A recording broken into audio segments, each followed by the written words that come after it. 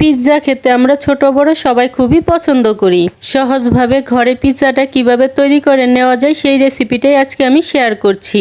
আজকে আমি পিৎজাটা একদম সঠিক মাপ অনুযায়ী তৈরি করে দেখাচ্ছি, আর এভাবে যদি আপনি তৈরি করেন তাহলে দোকানের মতো আপনার পিৎজাটা হবেই। প্রথমে আমি পিৎজার জন্য ডোটা তৈরি করে নেব। তার জন্য বাটির মধ্যে নিয়ে নিচ্ছি 180 গ্রাম কুসুম গরম জল, 3 গ্রাম ইস্ট, 250 গ্রাম ময়দা।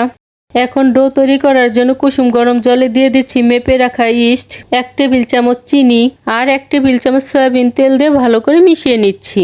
মিশিয়ে নেওয়া হয়ে গিয়েছে। এবার মেপে রাখা ময়দাটা অল্প অল্প করে দিয়ে ডোটাকে আমি তৈরি করে নিচ্ছি। এতক্ষণ আমি স্প্যাচুলার দিয়ে ডোটাকে তৈরি করে নিয়েছি। এবার হাতের সাহায্যে ভালো করে মিশিয়ে নিচ্ছি। ডোটা আমার তৈরি করে নেওয়া হয়ে গিয়েছে, আর এটা কিন্তু এখন আমার হাতে আর লাগছে না। এবার সামান্য পরিমাণ তেল এর উপর দিয়ে দিচ্ছি। এখন ঢাকনা দিয়ে ঢেকে 2 ঘন্টা গরম জায়গায় রেখে দিব, আর ঢাকনা যে ছিদ্রটা আছে সেটাকে আমি বন্ধ করে দিব। পিৎজার উপরে টপিংস দেওয়ার জন্য 250 গ্রাম বোনলেস চিকেন নিয়েছি।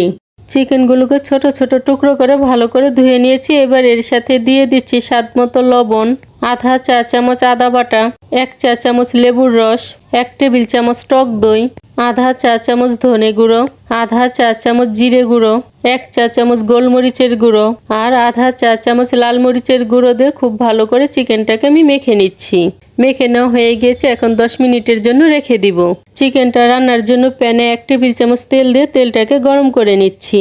তেলটা গরম হয়ে গিয়েছে। এবার ম্যারিনেট করা চিকেনগুলো এই তেলের মধ্যে দিয়ে দিচ্ছি। চিকেনগুলো আমার লালচে রং হয়ে এসেছে। এবার এগুলোকে আমি তেল থেকে তুলে নিচ্ছি।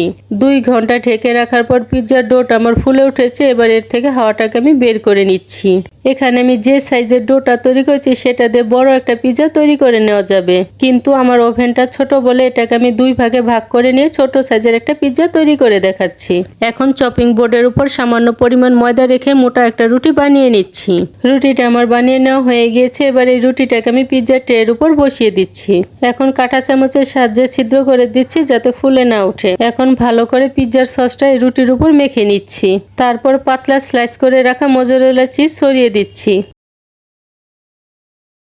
চিজ দেওয়ার পর দিয়ে দিচ্ছি রান্না করে রাখা চিকেন, পেঁয়াজ, লাল সবুজ ক্যাপসিকাম, মাশরুম।